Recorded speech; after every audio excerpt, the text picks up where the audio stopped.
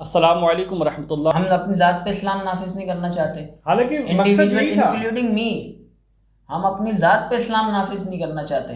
لیکن سر بہت سارے معاملات میں تو ہم پھنسے ہوئے ہیں نا، جیسے سود کا معاملہ ہے، قرآن کہتا ہے کہ بھئی سود کے بارے میں، جو سود کے معاملے میں وہ اللہ سے جنگ کر رہا ہے، لیکن سود کے معاملے میں تو میں خود پھنسا ہوں، بینکنگ سسٹم میں چاہتے نہ چاہتے میں تو معاشرے کا حصہ بنا ہوا ہوں نا۔ دیکھیے سر، جب قانون کو ڈکلیئر کیا جاتا ہے نا تو وہ اسی وقت نافذ ہو جاتا ہے۔ خطبہ حجۃ الوداع میں حضور صلی اللہ علیہ وسلم نے جب سود کا اعلان کیا نا، حرام تو پہلے بھی تھا لیکن اس وقت ایک ڈکلیئر کیا ہے کہ میرے سگے چچا کا بھی اگر سود ہے نا کسی پہ تو وہ بھی معاف۔ اس کو کہتے ہیں قانون، اسی وقت نافذ ہونا۔ قانون یہ نہیں ہوتا کہ کتابوں کے اندر لکھ دیا ہے آپ نے اور وہ نافذ تو دور کی بات ہے، لوگوں کو پتہ ہی نہیں ہے۔ کتنے لوگوں کو معلوم ہوتا ہے یہاں پہ کہ اگر میرے گھر کے باہر کوئی آ کے مرغی کی دکان کھولتا ہے ٹھیا لگا کے، تو میں وہ ٹھیا کیسے ہٹواؤں؟ نہیں پتہ، بیسک جو اس کے رائٹس ہیں اس کو نہیں پتہ وہ۔ آپ کہتے ہیں، آپ بہت تعریف کرتے ہیں نا کہ باہر کا قانون ہے کہ برابر میں اگر زور سے موسیقی چلتی ہے یا شور ہوتا ہے تو وہاں پہ پولیس آ جاتی ہے، یہ آ جاتی ہے۔ یہاں پہ بھی ہے قانون، لیکن CRPC 133 نیوسنس ہے، آپ جائیں کمپلین فائل کریں، لیکن آپ کو پتہ ہوگا تو آپ کریں گے نا فائل کہ نیوسنس ہوتی کیا ہے۔ اچھا، تو سر بات یہ چل رہی تھی کہ انڈیا کو ہم بھی اپنا دشمن سمجھتے ہیں، ہمیں دکھایا جاتا ہے اور وہ بھی ہمیں اپنا دشمن سمجھتے ہیں، تو کیا ہم آپس میں دشمن ہیں ہم؟ دشمن کس معنی میں؟ دشمن اس معنی میں کہ وہاں کی جو ہم نیوز چینل جو ہم دیکھتے ہیں، وہاں سے وہ دیکھتے ہیں کہ بھئی پاکستان نے حملہ کر دیا یا حملہ کر دے گا۔ دیکھیں، ایز اے مسلم ریاست تو کوئی بھی غیر مذہبی شخص ہے یا کافر ہے، اگر وہ آپ کے ساتھ امن و سلامتی کے ساتھ رہ رہا ہے تو اسلامی ریاست اس کے ساتھ امن و سلامتی کے ساتھ رہے گی، اور اگر وہ آپ کو للکار رہا ہے تو پھر اس کے ساتھ علاج نہیں جائیں گے، اب وہ چاہے ہندو ہو چاہے کوئی بھی ہو۔ یہ اسلام کا ایک سیدھا سیدھا سیٹلڈ لا ہے، سیٹل پرنسپل کہہ لیں اس کو۔ رہی بات دشمنی کی، ایسی تو کوئی دشمنی ان کی ہے نہیں کہ وہ دو بھائیوں کی لڑائی تھی اور وہ چاچا کے بیٹے نے، اس نے میری زمین کھا لی تھی اور میں، اس طرح کی ہماری کوئی دشمنی نہیں صحیح ہے، صحیح صحیح۔ کیونکہ دونوں کی باہمی رضامندی سے سب طے ہوا ہے۔ جب جو بھی ہوا ہے، دونوں ریاستوں کے جو بڑے اکابر سلف تھے وہ اس وقت موجود تھے، اور انہوں نے بیٹھ کے جن کو اس وقت کی نیشن بڑا مانتی تھی۔ جی، تو علی حسین صاحب آپ اس میں کچھ ایڈ کرنا چاہیں گے کہ یہ دشمنی کی جو بات میں کر رہا ہوں تو یہ ہے بھی، یہ صرف ہمیں دکھائی جاتی ہے، کہ وہاں کے لوگ اور یہاں کے لوگ آپس میں پیار محبت سے نہ رہیں، ایک نہ ہو۔ دیکھیں، اب نا ایک تو ہمیں دشمنی بھی نہیں کرنا آتی، میں تو یہ کہوں گا اس معاملے کے اندر دشمنی ہمیں وہ گراؤنڈ ہی اب نہیں پتہ کہ کہاں پر ہماری لڑائی ہو رہی ہے، نمبر ایک پہلی بات۔ 5th جنریشن وارفیئر ہے، لڑائی اب سرحدوں پر اس طرح نہیں ہو رہی جس طرح آپ جو ہے نا ماضی کے اندر لڑتے رہیں کہ آپ نیزے اور بھالیں اٹھا کر یا اپنی بندوقیں اٹھا کے جو ہے نا وہ اب اس سے لڑائی تبدیل ہو چکی ہے، ایک آپ کا میدان جنگ جو ہے نا تبدیل ہو چکا ہے۔ پہلے میں اس بات کو ذرا کمپلیٹ کروں گا، پھر اس کے بعد آؤں گا کہ اب یہ اسے ہم دشمن بھی سمجھیں یا نہیں سمجھیں۔ اب لڑائی دوسرے پیراڈائم کے اندر شفٹ ہو گئی ہے۔ اب لڑائی کیا ہے آپ کی؟ اب لڑائی آپ کا ایجوکیشن کا میدان ہے، اب لڑائی آپ کا ریسرچ کا میدان ہے، اب آپ کی لڑائی جو ہے نا ڈیولپمنٹ کا ایک پورا میدان ہے، سروسز کا میدان ہے، جہاں پر جو ہے نا آپ اس کو میٹ کریں۔ ابھی دیکھیں، مثال کے طور پر میں اس کو ایک چھوٹی سی مثال کے ذریعے، ابھی انڈیا نے چندریان کا جو ہے وہ کیا ہے، ایک تجربہ کیا ہے اور چاند کے اوپر جو ہے نا وہ بھیجا ہے۔ چاند کے اوپر پہلے بھی گئے ہیں، جیسے امریکہ نے اور دیگر ممالک نے بھیجے ہیں، لیکن یہ اس اعتبار سے ذرا منفرد تھا کہ یہ چاند کے اس حصے پہ گئے ہیں جس حصے پر ابھی تک کوئی نہیں پہنچا ہے، اچھا، اندھیری والی سائڈ جو ہمیں نظر آتی ہے۔ لیکن اب دیکھیں، یہ وہ میدان ہے نا جہاں پر ہم ان کے ساتھ جا کے جو ہے نا مقابلہ کریں۔ اب تھوڑا دیکھیں اس کو بھی، جو انڈیا کا اسپیس اینڈ ٹیکنالوجی والا جو محکمہ ہے وہ ہمارے سے بعد میں وجود میں آیا ہے۔ ہم 1960 کے اندر ہم نے یہ بنیاد رکھ دی تھی، اچھا، اور ہم نے 1962 کے اندر اس کے اندر کامیابی بھی حاصل کی، ڈیولپمنٹ ہوئی باقاعدہ، ہم نے اس کے اندر کئی ایک میزائلز بنائے کہ ہم جائیں گے، لیکن اس کے بعد محکمہ ٹھپ ہو گیا۔ اب آج آپ کو معلوم بھی نہیں ہوگا کہ اس کی کیا، یعنی اتنی پروگریس ہمیں نظر نہیں آ رہی، گو کہ وہ آج بھی موجود ہے، جو ہے پورا اسپارکو اور دیگر کینپ وغیرہ اس کی صورتحال کے اندر وہ لوگ کام کر رہے ہیں، لیکن اس لیول کا کام دوبارہ ہمیں نظر نہیں آیا ہے۔ اچھا، دوسری طرف آپ دیکھیں، یہ بات آپ کو بڑی حیران کن میں آپ بتاتا چلوں، 1960 کے اندر Pakistan was the country who gave the loan to Germany Germany को हम दे रहे थे 1960 के अंदर, लोन दिया है हमने, सही। अब कहाँ हैं हम? और सर ये सर वो लोन वापसी किया उन्होंने, ऐसे मैं पूछ रहा हूँ।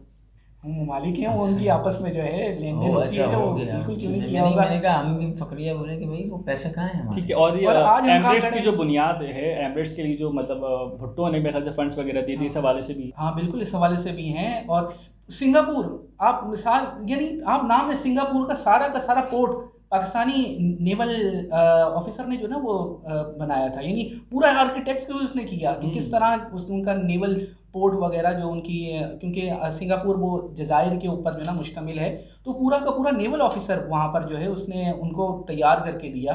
तो वो बाद में किसी ने जब उनके शेख से पूछा भी तो वो बड़ा हैरान हुआ कि तुम्हें नहीं मालूम कि वो फलां आदमी कौन था।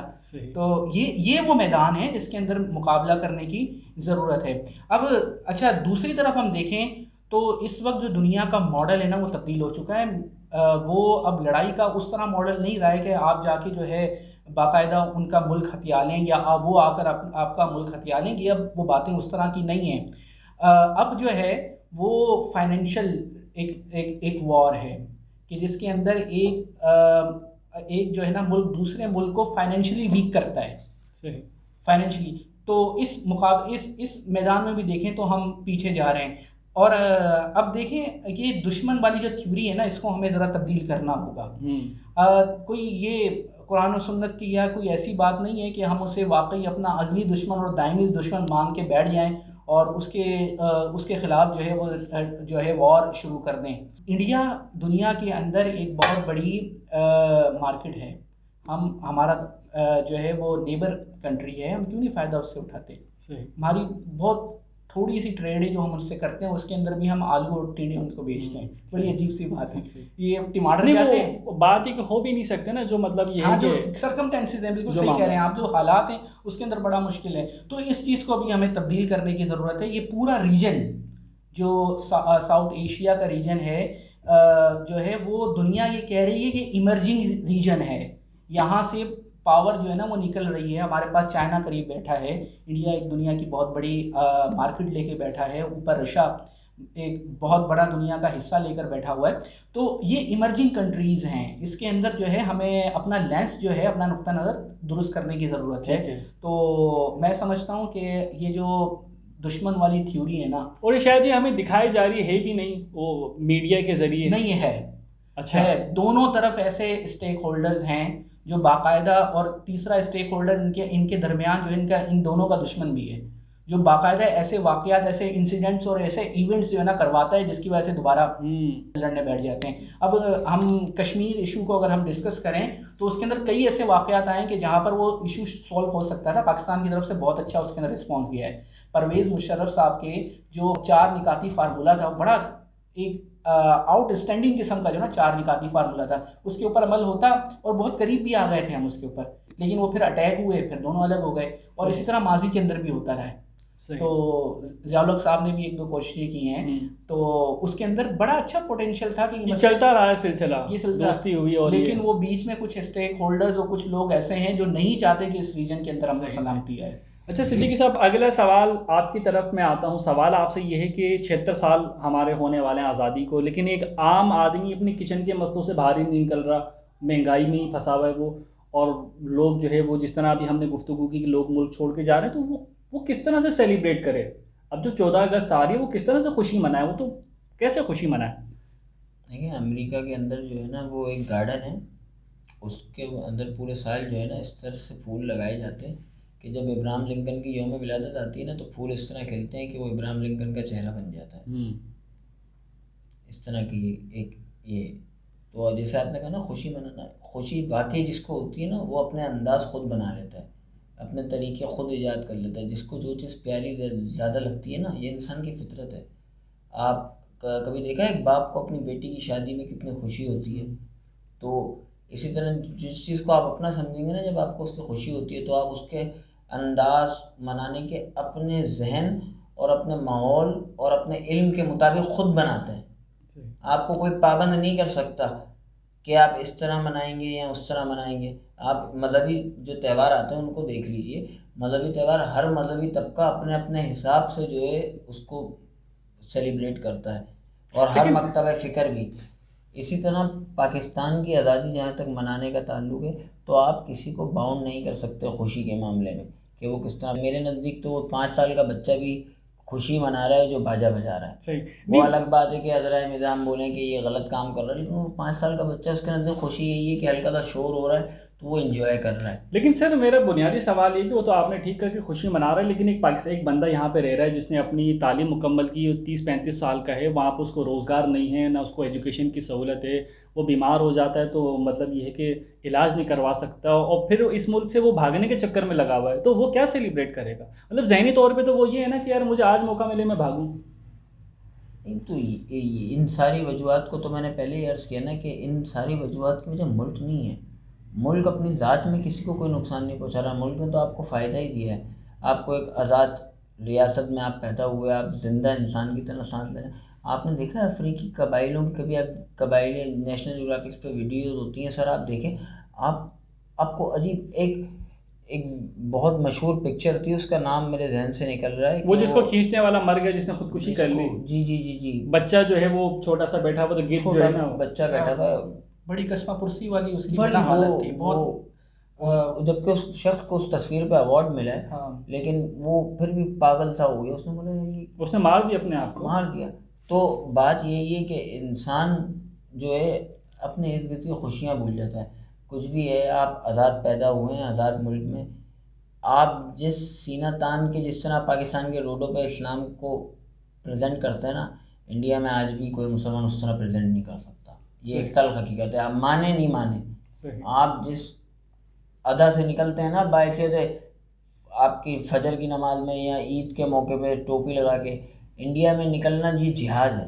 صحیح بات ہے، بالکل. آپ یہاں تو نکل جاتے ہیں. اسی طرح پاکستان کی آزادی، اسی بات پہ شکر ادا کریں کہ اللہ نے. اب لوگ اس کے اوپر شعر پڑھتے ہیں کہ ملا کو جو ہے ہند میں سجدے کی اجازت، ناداں سمجھتا ہے اسلام ہے. بات یہ نہیں ہے کہ اسلام اپنے کلچر وائز بھی آزاد ہے. آپ کے ہر مکتبہ فکر کو آزادی ہے، ہر مذہب کو آزادی ہے. ابھی میں کچھ دن پہلے یہاں پہ تھا سٹی کورٹ کے بعد، تو ہندو احتجاج کر رہے تھے کسی پرپس کے لیے، اور پورا انہوں نے روڈ روکا ہوا تھا. ہندوؤں نے پورا روڈ روکا ہوا تھا سٹی کورٹ کے مندر کے بعد. میں نے اپنی آنکھوں سے دیکھا. اور وکلا جیسی شخصیات، وکیلوں کے بارے میں مشہور ہے کہ وکیل ایک دم جو ہے کسی کے بارے میں ایکشن لیتے ہیں، ایسا لوگ سمجھتے ہیں اس کو، لیکن کوئی کسی کو نہیں. اپنے آزادی کے ساتھ انڈیا میں آپ کر کے کوئی مسلمان کرے اس طرح، پھر دیکھیں آپ کیسا کلیش ہوتا ہے. تو بڑے معاملات ہیں، ہم دیکھیں نیگیٹو ہی دیکھتے ہیں. مطلب آپ کہہ رہے ہیں کہ ہم اس طرف توجہ دیں اپنی. تو بات یہی ہے کہ ہم اس ملک کی پازیٹیو چیزوں کو نہیں دیکھتے. پازیٹیو چیز صرف آپ کی یہ آزادی نہیں ہے کہ ایک بہت بڑی آزادی، میں آپ کو ایک بات بتاؤں، بہت بڑی آزادی جو ہے نا آپ کی ذہنی آزادی ہے. ذہنی آزادی کیا ہے کہ آپ کو یہ پتہ ہے کہ آپ کا صدر مملکت اور وزیر اعظم کبھی بھی کوئی غیر مذہبی نہیں ہو سکتا، ہوگا وہ مسلمانی، چاہے سو کولڈ ہو. یہ بہت بڑی آزادی ہے. آپ اس کو اگر سوچیں اور تصور کریں، اگر کوئی پڑھا لکھا آدمی اس کو تصور کرے، انڈیا کوئی آزادی نہیں ہے. کبھی ان پہ سکھ آ جاتا ہے، کبھی ان پہ مسلمان آ جاتا ہے، کیونکہ انہوں نے اپنے آپ کو سیکولر ڈکلیئر کیا ہوا. ابھی یہ ڈبیٹ پاکستان میں بھی فی الحال قائم کی جا رہی ہے، سیکولر ڈبیٹ کی، کہ پاکستان ایک سیکولر اسٹیٹ ہے یہاں مسلم. خیر یہ تو جو لوگ کر رہے ہیں وہ اپنا ٹائم ضائع کر رہے ہیں، کیونکہ یہاں پہ تو تیسری کلاس کے اندر یا دوسری بلکہ پہلی کلاس میں بچوں کو بتایا جاتا ہے پاکستان کا مطلب کیا، لا الہ الا اللہ. ماشاء اللہ. ہاں، لیکن محمد الرسول اللہ تک وہ ایم اے لیول تک نہیں سمجھ پاتا کہ اس کو پورا کرنے کا مقصد جو ہے، مطلب پاکستان بنانے کا مقصد تو لا الہ الا اللہ ہے، لیکن اس کو جو پائے تکمیل تک ہے وہ محمد الرسول اللہ صلی اللہ علیہ وسلم. وہ اس کو ایم اے لیول تک، پی ایچ ڈی لیول تک بہت کم لوگ ہوتے ہیں جن کو احساس ہوتا ہے، ورنہ وہ احساس نہیں ہو پاتا. یہ ایک المیہ ضرور ہے اور اسی پہ کام کرنا چاہیے. صحیح، ماشاء اللہ. اچھا آپ نے ہائی لائٹ کیا کہ آپ نے کہا کہ ہمیں پازیٹیو چیزوں کو دیکھنا چاہیے. بالکل.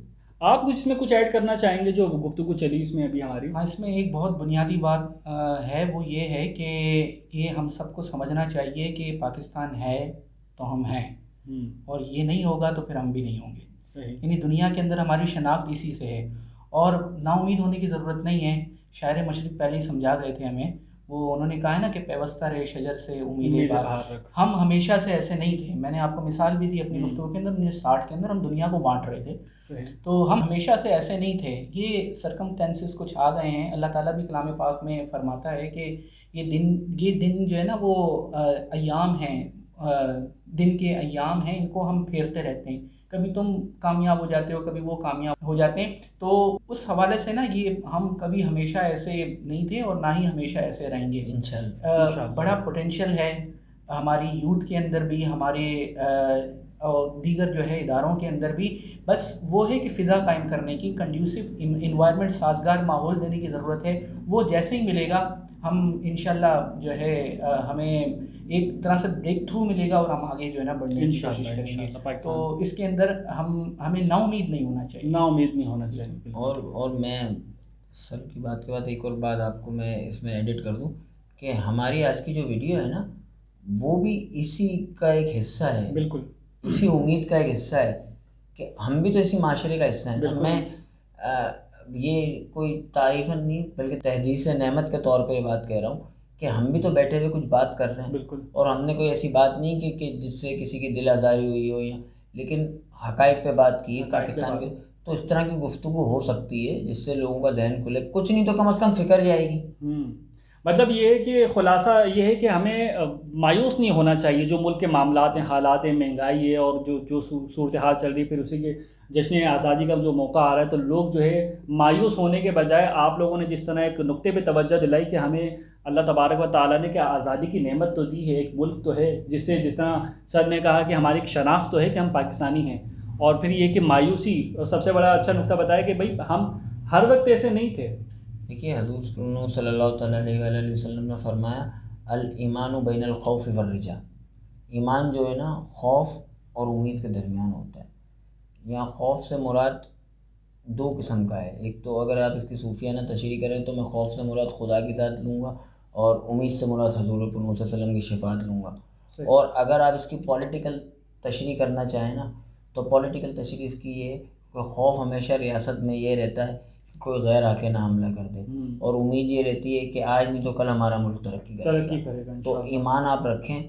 اسی لیے آپ دیکھیں کہ بڑی کنیکٹیڈ ہے حضور صلی اللہ علیہ وسلم کا جو کلام ہے، آپ صلی اللہ علیہ وسلم کی جو حدیث مبارکہ ہے بڑی فلاسفیکل ہے. آپ دیکھیں ایک طرف یہ فرمایا جو حدیث میں نے کوٹ کی، دوسری طرف فرمایا کہ وطن سے محبت ایمان کا حصہ ہے. اگر چاہے حدیث پہ کلام ہے وہ ایک الگ موضوع ہے، لیکن ایمان کو جوڑا ہے تاکہ آپ کنیکٹ کر سکیں چیزوں کو، حدیث کو سمجھ سکیں آپ. تو یہ بھی ایک بات ہے کہ امید اور خوف جو ہے اس کا تعلق بہت زیادہ ایمان سے، اور وطن سے محبت بھی آدھا ایمان ہے. بالکل حدیث ہے، بھلے سے اس پہ کلام ہے. کلام وہ ایک الگ موضوع. بہت شکریہ صدیقی صاحب، علی حسنین صاحب، آپ نے اچھی گفتگو کی. اور اس میں جو اچھے نقطے، جو میسج جو ہمارے ویڈیو کو جو آخری جانا چاہیے وہ یہ کہ جشن آزادی کے موقع پہ ہمیں مایوس نہیں ہونا چاہیے.